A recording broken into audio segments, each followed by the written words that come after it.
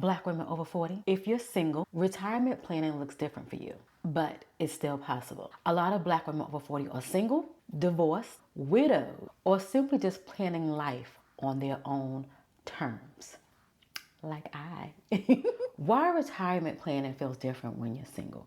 It's just you. You have to worry about yourself. You don't have that weight of worrying about somebody else. You just have to focus on yourself.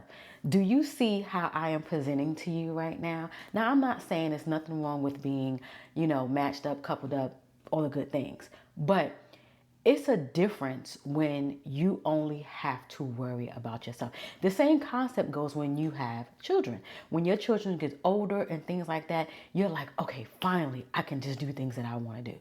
That's the same concept. So you don't have to worry about planning for two. You don't have to worry about considering anybody, whatever you choose to do. If you want to be on a cruise ship for the next 5 years, that is your business, okay? So that's why planning looks different. Let's dive a little deeper. So when it's just you, there's no second income to lean on. You just have to really budget properly, invest, save, do other things to assure that you will be where you need to be during your retirement. So like I just mentioned, there's no second income. So in saying all of that, you're pretty much carrying the full weight of the bills, of your household, and a lot of women do. A lot of women carry the full weight of their household. There's no 50-50 going on. It's just you paying the bills, okay? I got to throw a little jab in there every now and then.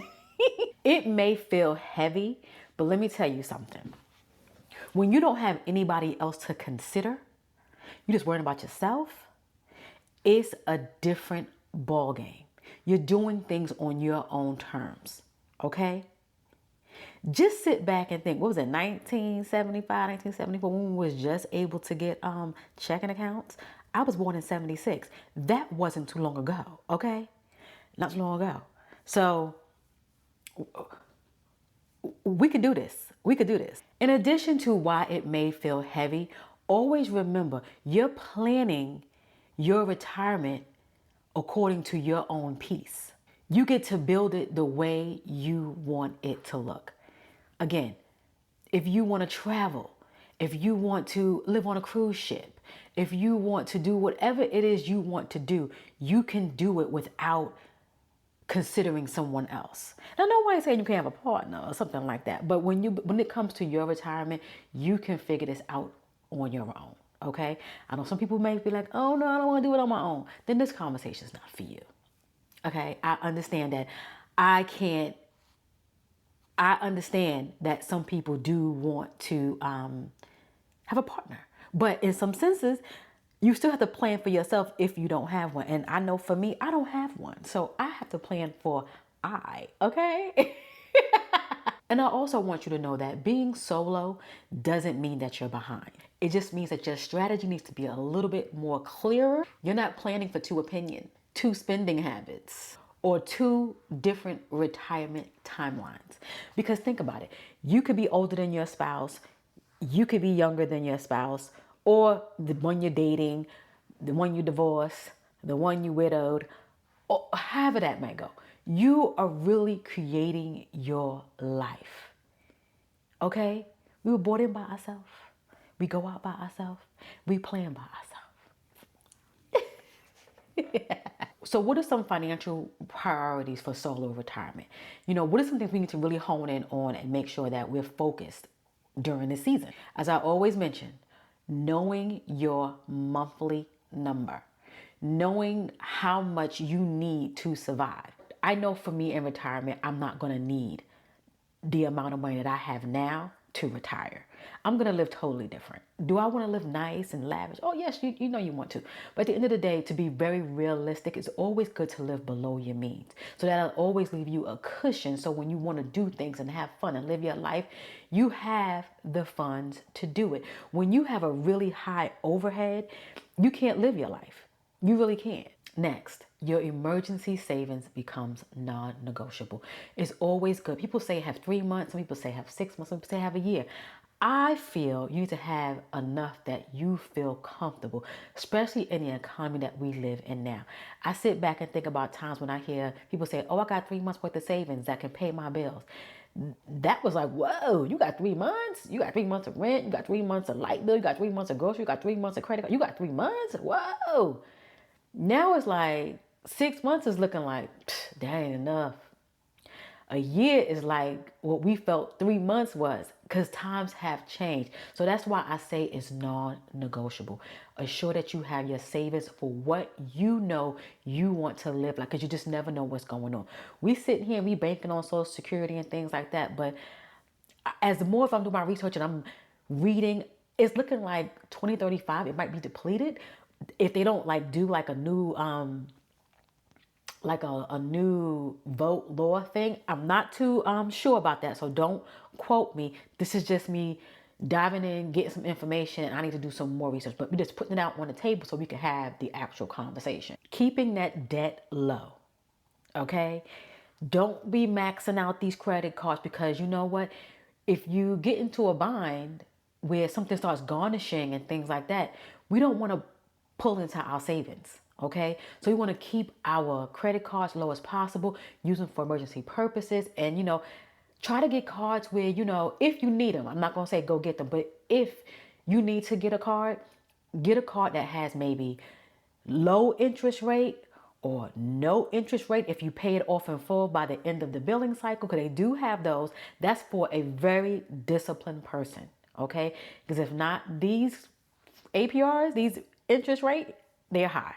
They are extremely high. Retirement contributions have to be intentional, even if they're small. Even if you may sit and say, okay, I'm going to start putting over $100 or $500, whatever that number might be for you. Everybody's number is different. And even if you get to a month where something got a little shaky, because things do happen. One thing about me, I'm very real. Things do happen. Even if you can't put, the normal amount, even if it's like, yo, I don't got it, I got to put 50. I got to put 10. I got to put long as you put something, because something always adds up. And when you know what your compound number is, it doesn't matter if it's small or big, at least it's doing something for you. And that's what we always want to make sure, that our money is working for us. You want to be able to sleep at night knowing that your money is still working and still doing what it has to do. That's a part of passive income and things like that. We're going to get into that later. Okay? We're going to get to that later. So with knowing all of this, you don't need perfection. You just need to plan. Solo retirement should feel stable, not stressful. This is where clarity becomes confidence. Because I know for me, I'm going to be so real. I know I'm not going to have all of this. And I may. But I know how I want to live. I don't want to live tight, because normally, sometimes, I can only speak for what I do know. Sometimes what you bring home in regards to your pension, Social Security, when you get there, all your other little things you have in between, your Roths, your Roth IRAs, your stocks, your bonds, your brokerage accounts, and all these different things, 401s, when they start paying you out, right? When you get to that point, it may not add up to what you're bringing in, or it may exceed, depending on how aggressive you go, if you have not started yet. And one thing I also want to tell you, do not be ashamed if you have not started yet. It is okay.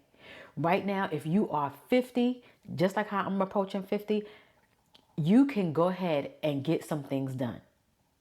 Okay? You can get some things done. Might have to scale back a little bit, but you can get these last 10 years, or say 12 years to 62, you can get aggressive. You can get real aggressive, and you can make up for times in your 20s and your 30s and your 40s. That's why I'm letting my daughters know to start now.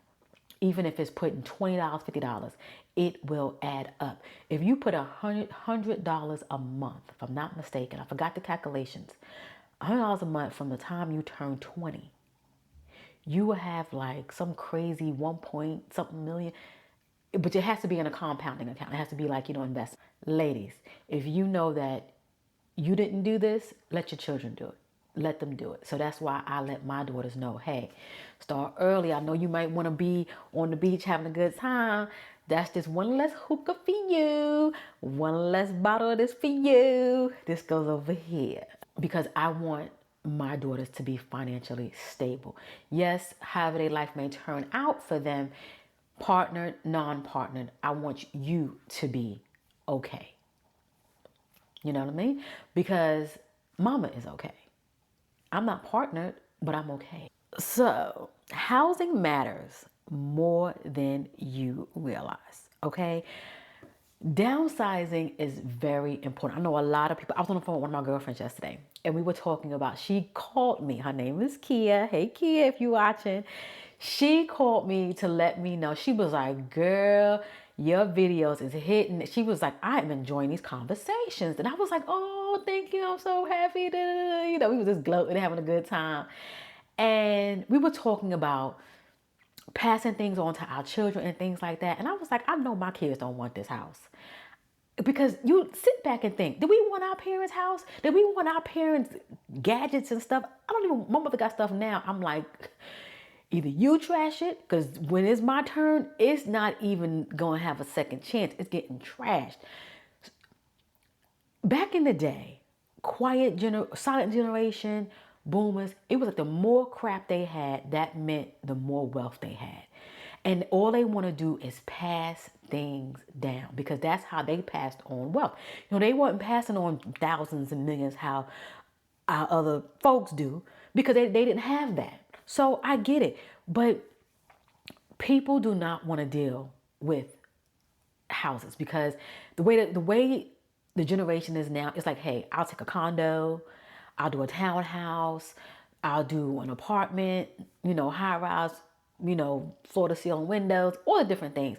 Nobody is like, I want the house. If they do want the house, they want the house if they get married, they have children, they want the backyard, the fence, all the things. But if that's not how their life is, they don't want that. They want other. And I understand that because guess what? My friend Chanel, she knows. And I was telling Kid, if I would want to live in a condo, I would want to live in a high rise because that's just how I feel my lifestyle is. This, me in a house, is because of my family dynamic. Other than that, Kelly would be in somebody's apartment. Kelly would be in somebody's townhouse. No, I don't want to do a townhouse. That's still like a house. I cut these expenses in half, honey. And let's go. Let's travel. Let's have some fun. But we're going to do it responsible, though. Do it responsible. I'm all over the place. Don't mind me. Don't mind me. So as mentioned, housing is very important. Housing can make or break your retirement. You live somewhere where your living expense, mortgage, rent, whatever, is high, and then you get on this fixed income. You don't want to be house poor, apartment poor. It's probably gonna be a big chunk of your expenses, but you don't want that to take up all your expenses because you still want to live. You need groceries, you need toiletries, you need to pay other expenses to just live, and you also want to have extra on the side because you just never know. You just never know. What are some good options? Downsizing, relocating. For me, I'm very fortunate. I live in a really good retirement state, which is North Carolina. New York is not a good retirement state. I don't know much about Texas, but do your research on, where you are at the moment. And let me know if your state is a good retirement state. Let me know in the comments, like, what state you're in, and just say good retirement state, Pennsylvania. Bad retirement state, Texas.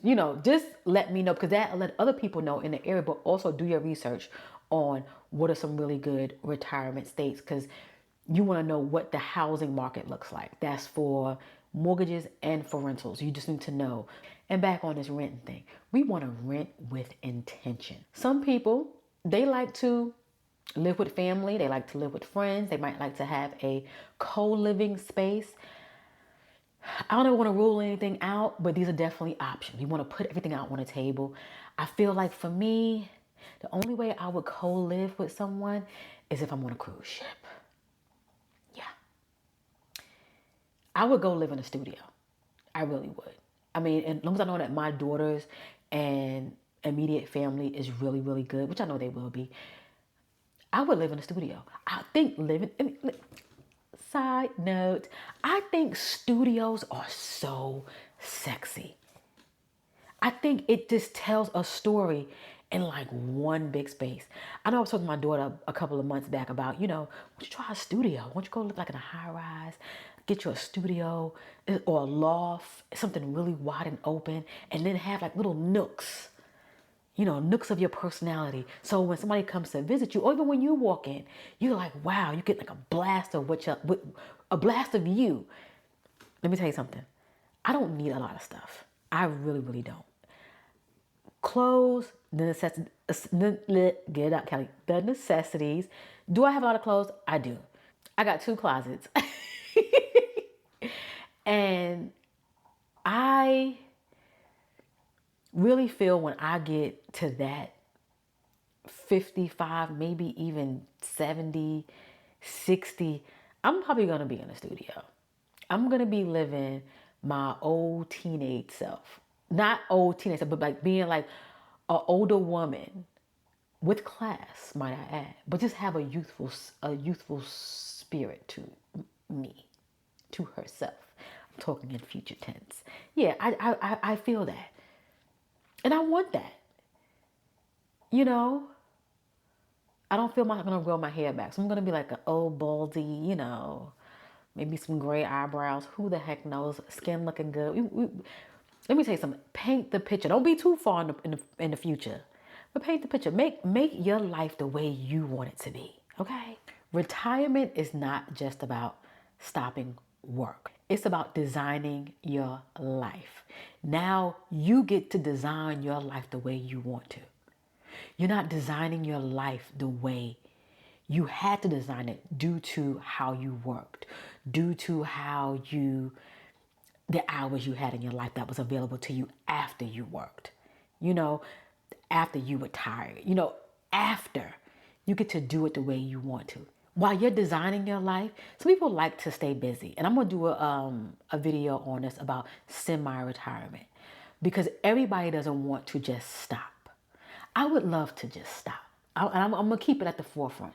But as I'm diving deep into this, semi-retirement may not be bad depending on what you want to do. Consulting, starting that business, not something that's stressful, but doing something that's going to enrich you. Girl, we're going to talk about it. Let me tell you something. Doing things on a solo is not bad. In the beginning, I feel that way, but it's really not. You want a little companion every now and then, but it's not that bad. Not that bad. It's a lot of peace of mind. I know for myself, but I do know some women want less house and more freedom, and that's where I am.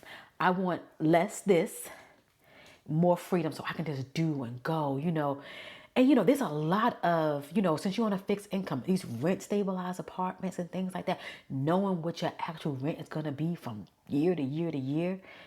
I mean, there's so many options.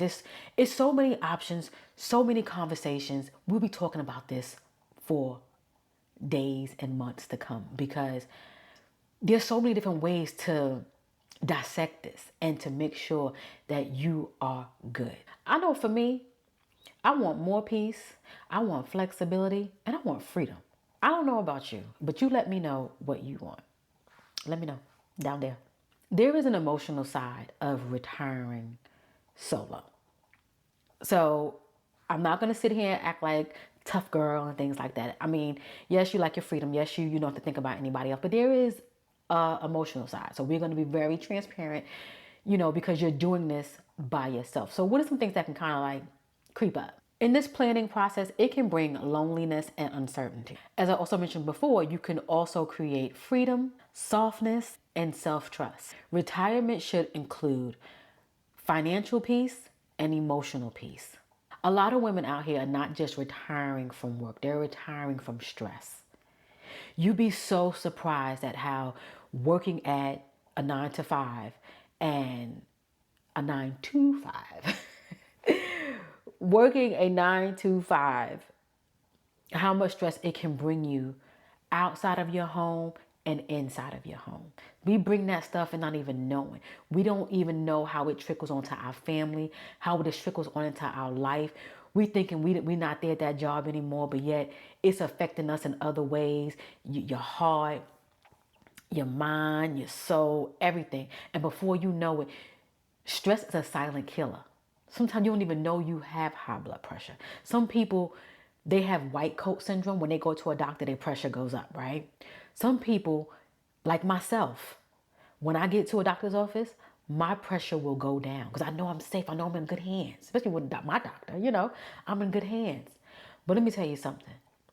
As of recently, as of recently, I woke up in there, it didn't matter. Okay? Take care of yourself. Did you hear me? When you're doing solo retirement, some people can be a loner. I know for me, I have my moments where I can be a loner. Then I want, a little camaraderie. It just all depends. I go in and out. But this is definitely a good time when you're doing solo things to build community. There's other women out here who are retiring solo. Shoot, some of your girlfriends might be retiring solo. Like I mentioned before, you have widows. You have people that are divorced. You have just other single women. Just because you're doing something solo doesn't mean that, you may have been partnered before, but you're not partnered now. So it all just depends on how it goes. So this is where you build your community. So now that we talked about all the points, what's a priority, what's not a priority, how to look at things, what could retirement actually look like? Like, what does that actually look like for a black woman, a single black woman? What does that look like? What does retirement look like for a single black woman? You know, I'm loving this because it's making me feel full. It's making me know that there's so many options out there for us. What are some options? As I mentioned before, semi-retirement, part-time work. Semi-retirement can mean, you go part-time at your particular job, or you go find a part-time job somewhere else. Semi-retirement, you just kind of like coasting at your job. I don't know. Consulting, I mentioned that before. A passion income. There's so many of you ladies that mention that, you have YouTube channels, you have hobbies that can turn into, income. You can monetize your hobbies, all different things. This is that time because you still have your income that, you're sitting home on. You're getting, if we can all get the Social Security, you got your pension, you got your 401, you got all your other stuff coming in. So you're good. You're fixed. So now you want to do something different, something that's going to actually bring you joy. Start monetizing them passion projects. For those of you who like to write books, who like to, maybe you're good at English and you like to do, I forgot what it's called. You're going to know, when you proofreading, things like that. Girl, it is so much to be done out here that and you could do it on your own terms. You could say no when you want to, versus at work you can't say no. And just overall, like what it looks like in retirement for a single black woman, you're just lowering all your expenses, lowering your costs, just lowering everything. And then you can pick up some things when you want to, put it back down again. It's just, retirement seems, and I hate this, but I love it at the same time, it feels free. You look at how this world has been created, but nobody questions nothing, that everything in this world was created by man. Nobody questions it. Nobody questions it. Everybody just say, this is how God wants it. God created this beautiful place. This is what God wanted. He put it in the Bible. He said it through other people. But no one sits back and actually sit back and say, you know what? Let me step back for a minute and just look at the whole picture. But I know where this stems from. And I know this may seem very off-kill of the topic. It stems from us as humans just wanting to know where we come from and how we got here. And how we evolved. But it's all science. It's all science. If you go back and say, what was the first living creature on this planet? How did life come about? And I don't hear about no damn Adam and Eve. So back to the topic at hand. What could retirement actually look like? It's going to look different for each and every one of us, but it can look like just working less and not disappearing from work completely. Maybe it looks like choosing your peace over burnout. Maybe it looks like financial independence with flexibility. And that is okay. That is okay. Freedom can look like choices, not just dates on a calendar. You know, I got this meeting to go to. I got that meeting to go to. I got to meet with my boss. I got to meet with this person. I got to meet with that one. No, no. And I know when you're in your 20s and your 30s, you're like, yes, like I want to be in corporate America. I want to do this. I want to do that. I want to be in government. I want to do that. But that's just the youthfulness in you, the strive, the that go-getter. When you get to this age, you like, look, where is the peace? If you are a black woman over 40 and you are planning for retirement, it may look different, but that doesn't mean that it's out of reach. It just means that your strategy has to fit your real life. Solo retirement can still be peaceful, intentional, and powerful. So I want you to comment solo down below if you would like some more videos on solo retirement for black women over 40, and I would definitely create them. So if you enjoyed this video and you'd like for me to create more videos around black women over 40 retiring solo, comment solo down below and I will create more videos like this because I really had a good time having this conversation with you. Also, if you know another black woman over 40 who would love conversations like this, share it with her. And also comment, subscribe, share, hype it up, all the things. I truly, truly appreciate it because that lets more women just like us be aware of our community and what we have going on over here. Yes, we love that for us. So in saying that, I will catch you in the next conversation.